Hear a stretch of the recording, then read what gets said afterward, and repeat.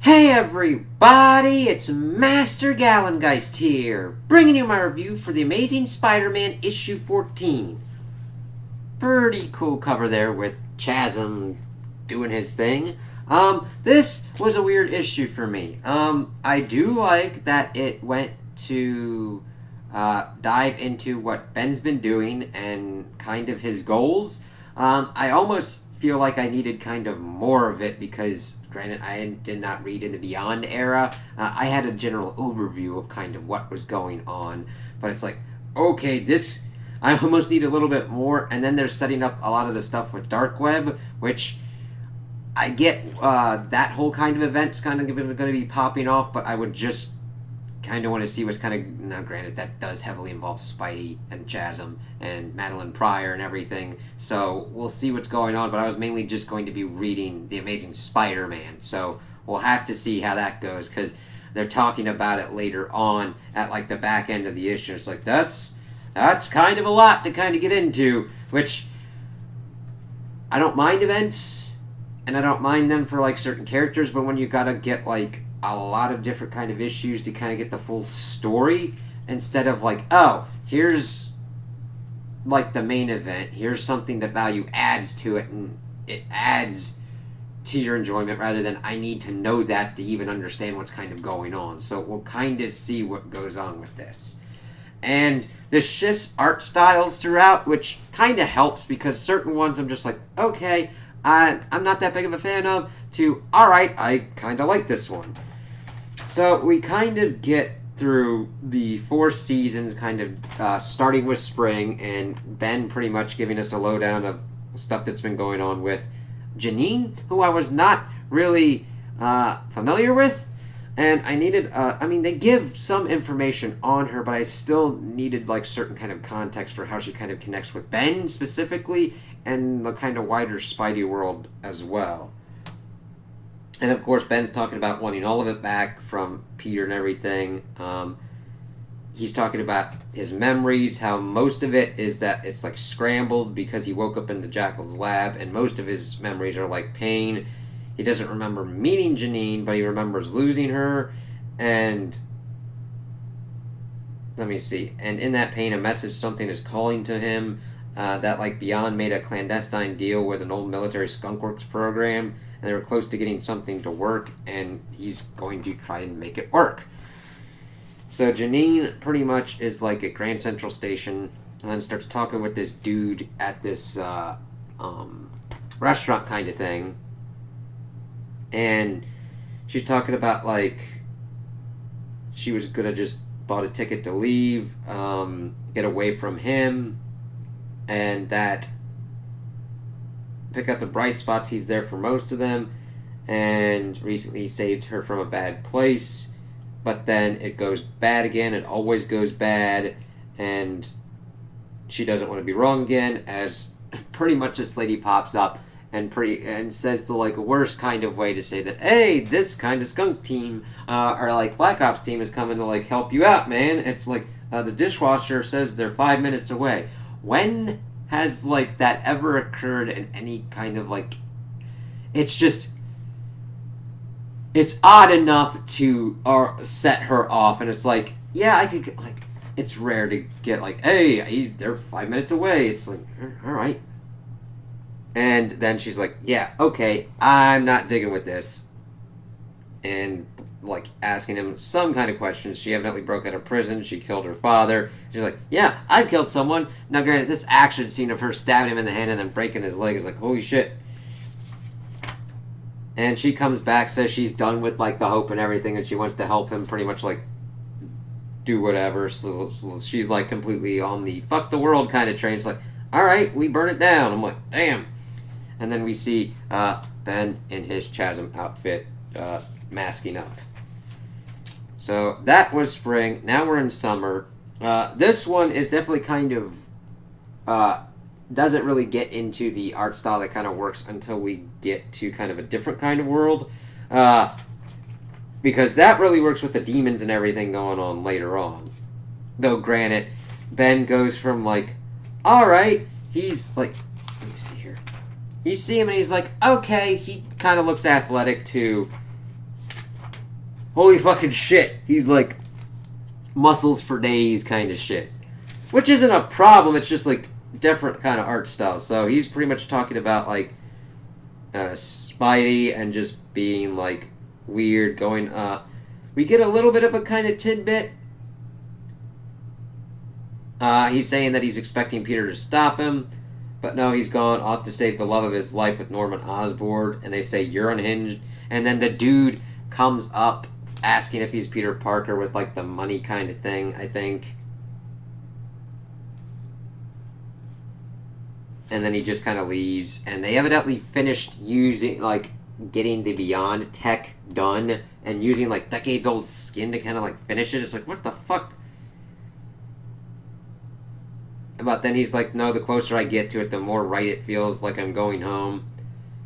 Right, you're not, here I come. And he goes in, and we see this kind of demon kind of place, and it's Limbo, where Madeline Pryor evidently reigns supreme as the queen, and her demons are like saying all this kind of stuff, an empty husk, not a real thing. So she's like a clone of Jean Grey, I believe. And then their demons kind of like chat with each other until they start like killing each other because of how similar they are. And Madeline says that she there's no hiding from your demons here. She likes it. She keeps it sharp. And then we see some weird kind of fruit that Ben fucking eats at some point. But then the fruit kind of factors into their plans later on. Let's see.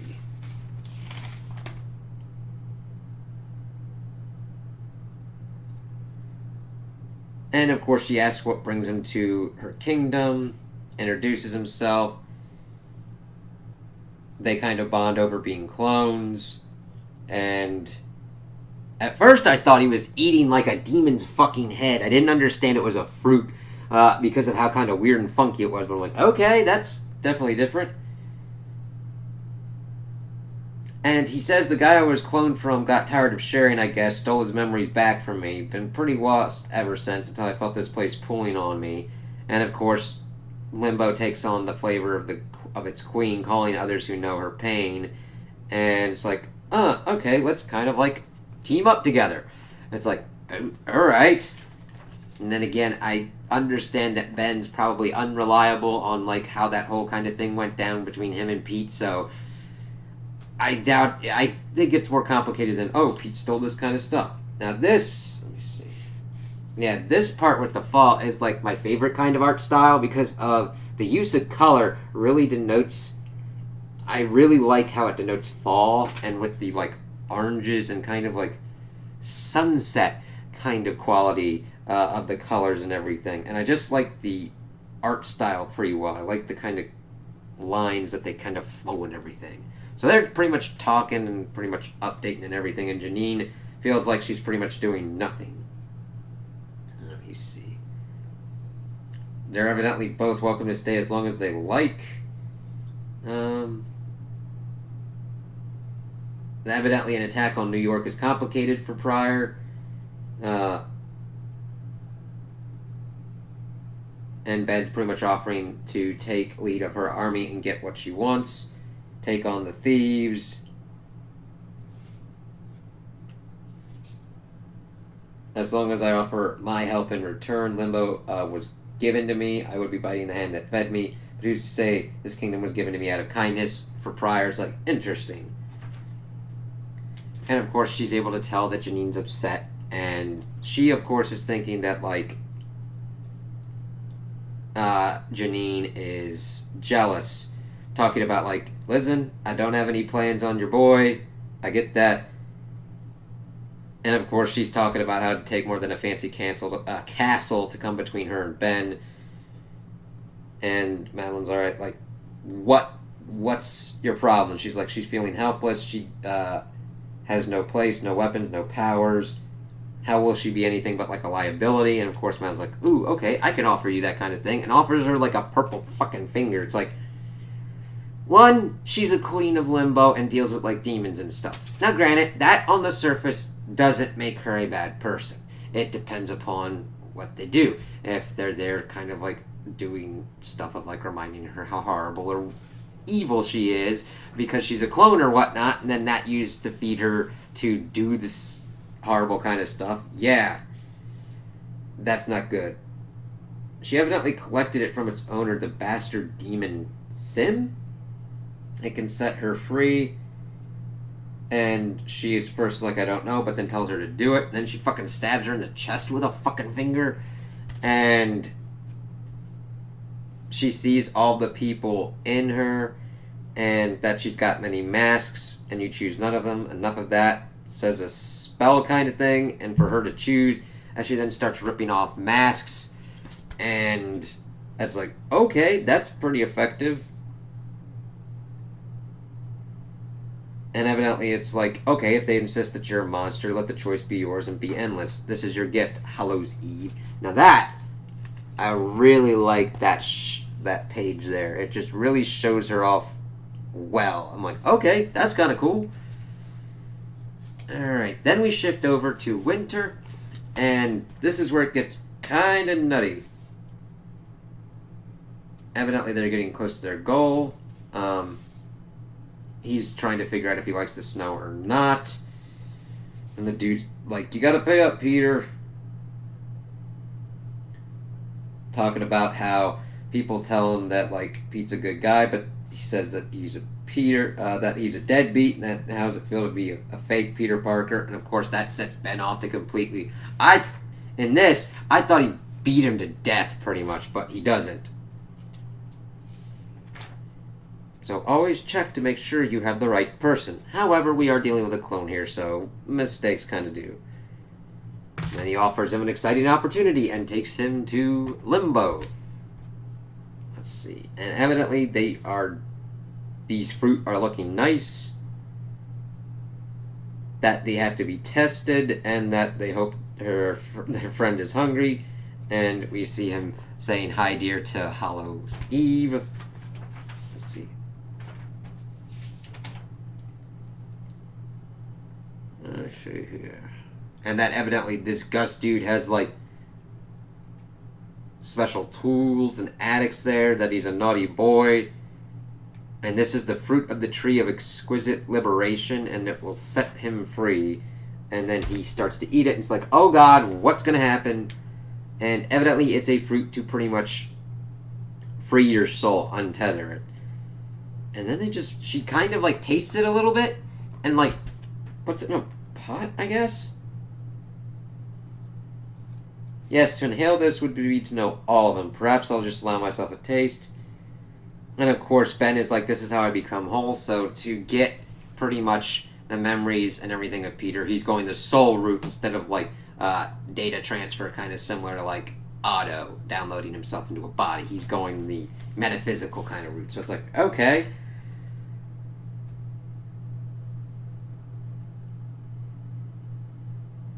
Let's see. And then Madeline is pretty much objective to test if Limbo was given to rule or to simply hide her away. He will have his army. Let's see. And of course, Hallows Eve will ensure that you receive your treasure from above. And Ben won't rest until the prey has tasted Limbo's fruit, and I will take all of them because Peter Parker's soul belongs to me.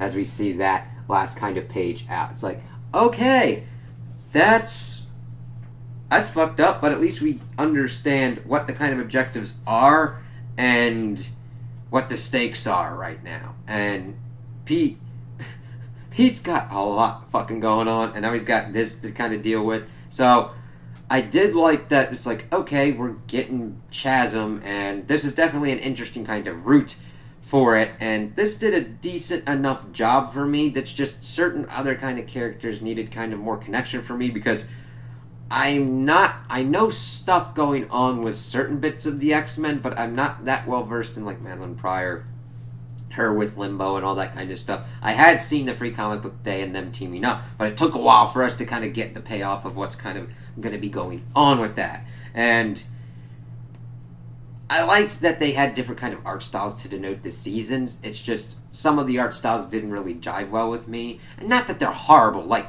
they just kind of weren't my preference. And they were still well done, you know what I mean?